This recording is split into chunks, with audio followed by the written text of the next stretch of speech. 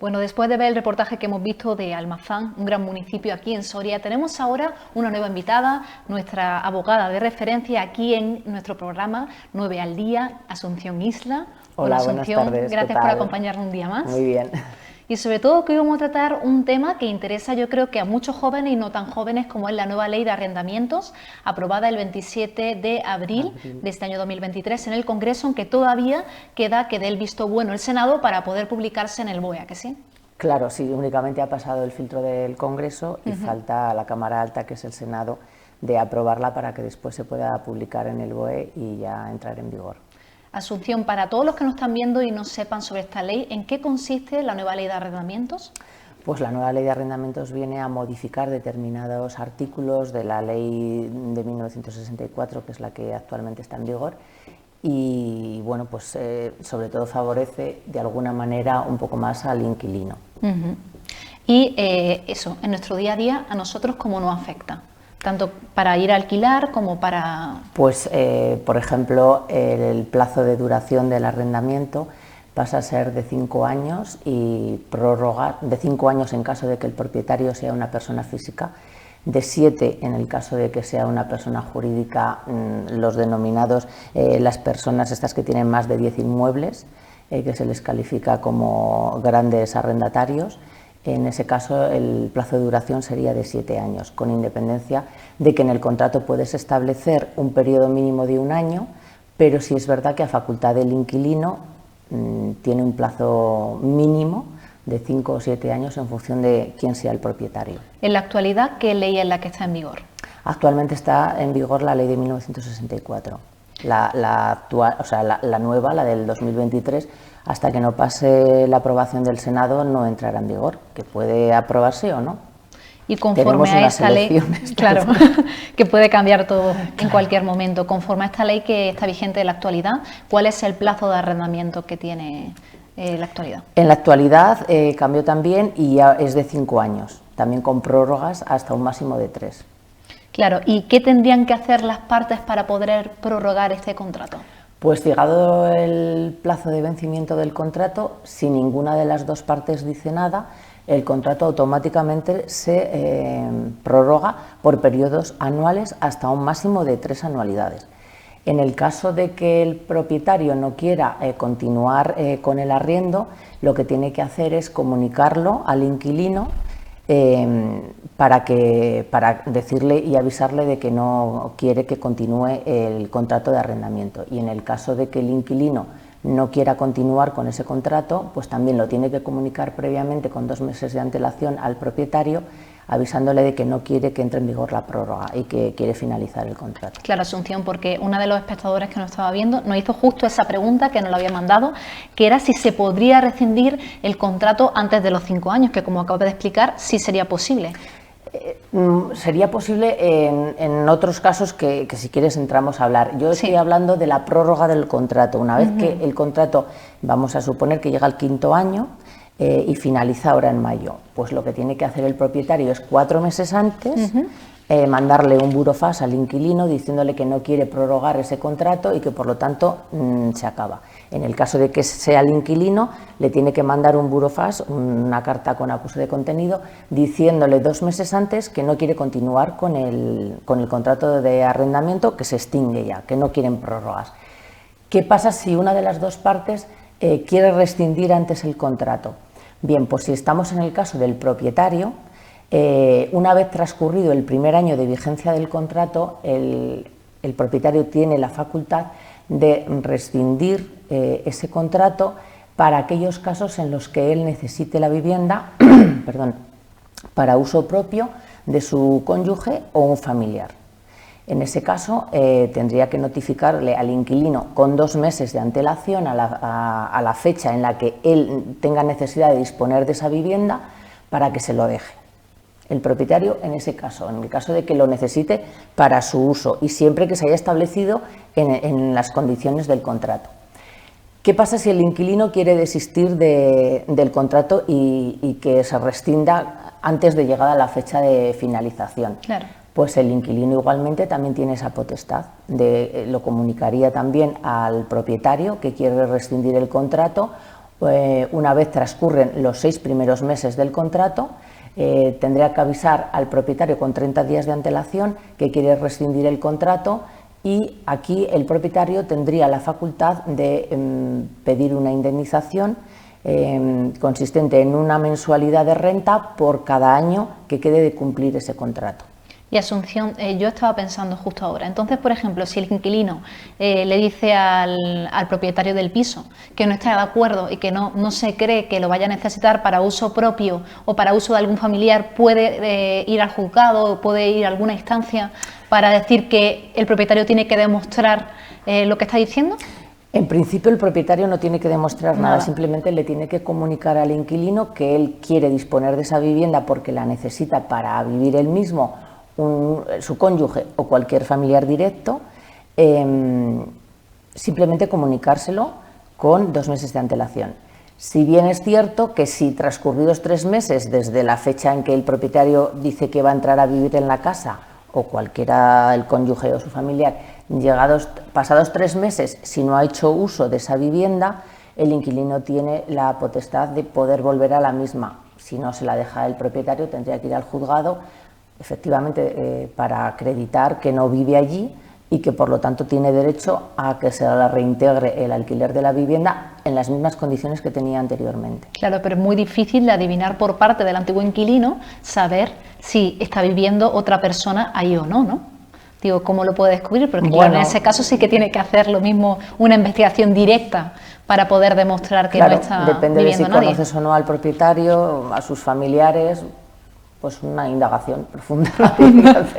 Y Asunción, ¿esta nueva ley también tiene que ver con el precio de alquiler? ¿Cambia algo? ¿Van a ser más barato los alquileres o va a seguir todo igual? Concretamente, la nueva ley del 23, si entra en vigor, pues lo que establece es un máximo de un 2% la subida del alquiler de los inmuebles. Todo el contrato de arrendamiento, en todo contrato se establece un precio de alquiler y ese precio de alquiler se aumenta cada año en función de la variación del IPC. Con esta nueva ley del 2023 lo que se pretende es que ese IPC, si sube más de un 2%, no se pueda aplicar una subida mayor al 2%. El límite máximo de subida del alquiler sería un 2%. Porque sobre todo estamos viendo, yo creo que muchos sorianos que nos están viendo en este momento dicen, el precio del alquiler en Soria, en comparación con otro año, ha subido bastante. Bueno, ¿Eso sabe algún factor que la vida general ha subido influir? Bastante y todo depende de la demanda que haya y de la oferta que haya. Es verdad que Soria es un sitio que los alquileres están bastante caros, pero más caros están en Madrid. Sí, que es lo que hablábamos antes. ¿Y qué pasaría con los contratos, por ejemplo, que finalizan entre el 28 de diciembre de 2022 y el 30 de junio de 2023? Pues en ese caso esos contratos se prorrogarían por otros 6 meses más. Vale. Entonces, cualquier persona que haya alquilado un piso puede prorrogar ese contrato otros 6 meses. Otros 6, sí, a facultad. Y a partir de ese momento, lo que hemos dicho, cambiaría totalmente la cosa. A partir de ese momento y de la entrada en vigor del 2023, pues ya cambiaría, sí. ¿Y se puede suspender con esta nueva ley los desahucios de la vivienda? Bien, en aquellos procedimientos en los que haya un desahucio o un lanzamiento, imagínate que el juzgado ya ha habido un procedimiento judicial donde se está intentando pues que el inquilino salga de la vivienda pues porque no paga, porque no ha pagado la fianza o porque ha hecho, por ejemplo, obras inconsentidas por el propietario o porque ha subarrendado la vivienda. Ahora está muy de moda los arrendamientos de viviendas. Y puede ser que una persona tenga alquilado una vivienda y en el contrato tenga prohibido subarrendar esa vivienda o las habitaciones de la vivienda y haya hecho caso omiso al propietario y al propio contrato y entonces pues está alquilando una de sus habitaciones. El propietario se entera que puede pasar, pues que pueda desahuciarlo y desalojarlo por incumplimiento de ese contrato. Pues bien, en todos esos casos en los que se incumpla el contrato, el propietario puede echarlo de la vivienda a través de un procedimiento judicial. Si de mutuo acuerdo las partes no alcanzan un acuerdo donde el inquilino deje la vivienda y el propietario se quede con ella, se acude al juzgado. El juzgado pues habrá un procedimiento de desahucio donde finalmente, si el inquilino no se va por las buenas, pues el juzgado tendrá que ir a desahuciarle. Le desahuciará a través de la sentencia y después tendrá que ir a lanzarlo, es decir, a sacarlo de la vivienda. ¿Qué pasa en estos periodos en el que entra en vigor la ley del 23 y esté en vigor ese lanzamiento, ese desahucio? Pues que se suspenden estos procedimientos de desahucio y de lanzamiento hasta el 30 de junio del 2023. ¿Qué puede ocurrir? Claro, pues, que entonces estaría en desventaja en este caso el propietario de la vivienda. ¿Cómo? Que en este caso estaría en desventaja el propietario de la vivienda. Claro, entonces lo que se prevé con la nueva ley es una especie de compensación económica para este propietario de abonarle una renta equivalente al precio medio de mercado del lugar donde esté situado el piso y también los gastos que pueda acreditar que él se hace cargo de los mismos. Por lo que vemos entonces esta ley, como estabas comentando, favorece bastante al inquilino, pero en el caso de los ocupas que se vive cada vez más, ¿qué pasa con ello? Digo, porque entonces si favorecen más al inquilino y el propietario queda en desventaja... Pero es que el ocupa no es un inquilino. Claro, sí es verdad, o sea... El ocupa no es un inquilino.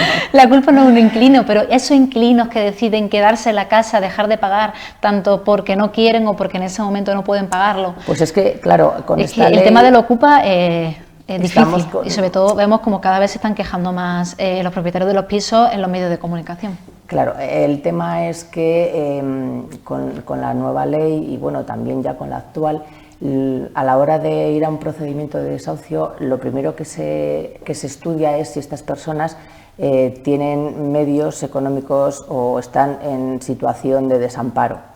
Si están en situación de desamparo porque los servicios sociales hagan un informe en este sentido, pues es muy difícil desalojarlos. ¿Y hay alguna ventaja para el propietario en el caso de que haya un desahucio? ¿Alguna compensación económica? Sí, la compensación que establece la nueva norma, la ley del 23, es de una mensualidad, o sea, durante el tiempo que dura la suspensión de este desalojo, de este lanzamiento, se le abonaría una renta equivalente a el precio medio de estas viviendas en la zona donde están, más los gastos que corren por su cuenta. Por ejemplo, si en la vivienda él abona a la comunidad, pues le abonarían también la comunidad. Y la última pregunta, que nos lo han mandado también nuestros telespectadores, nuestros espectadores de Canal Nueva al Día, es, que ya lo has comentado un poco, pero bueno, te vuelvo a insistir en ella, es qué derechos y obligaciones tienen los arrendatarios y los arrendadores en un contrato de arrendamiento urbano. En resumen, todo lo que hemos comentado, para finalizar. Pues sí, pues a ver, el inquilino tiene derecho a que le dejen disfrutar de la vivienda sin que el propietario entre y salga de la misma a su antojo, tiene la obligación de pagar el precio, de pagar la fianza, de no realizar obras inconsentidas, tiene el derecho de que el propietario tenga la vivienda adecuada para el fin al que se destina, o sea, que si se te está cayendo el techo, pues el propietario tiene que arreglártelo. Tú a cambio tienes que pagar la renta. Claro. Bueno, un poco todo lo que hemos dicho en derechos y obligaciones, pagar renta, tener la vivienda digna para poder ser utilizada, todo esto que hemos dicho. Al final, ambos cumplir las obligaciones que tienen como propietario y cumplir el contrato. Y es cierto que en los contratos es muy importante dejarlo todo muy bien atado. Sí. Yo lo que recomiendo es hacer un contrato a la medida de cada situación. Lo que no es habitual y lo que no debe hacerse es coger un contrato de los que venden en las imprentas donde pone el inmueble donde está situado, el precio, el periodo y poco más. Entonces hay muchísimas más cláusulas que se ponen en los contratos y que en definitiva pues todo lo que se recoja es lo que luego te va a favorecer tanto para rescindir el contrato o para no. Pues muchas gracias, Asunción, por hablarnos sobre esta nueva ley de arrendamiento urbano que todavía no sabemos si va a estar en vigor. No sabemos, efectivamente. A ver qué pasa. Yo creo que lo más seguro es que sí, pero bueno, veremos a ver qué, ya veremos a ver qué pasa. Muchas gracias por acompañarnos. Te vemos muy pronto para hablar sobre otro tema que también le va a encantar a toda la gente que vemos y que sobre todo son temas que, como decíamos en anteriores programas, nos afectan en nuestro día a día y lo podemos llevar para aprender de cada situación que vamos viviendo. Eso es. Así que muchas gracias, Asunción. Ahora nosotros vamos a ver un par de consejos publicitarios y volvemos en un minuto. No se muevan de sus asientos.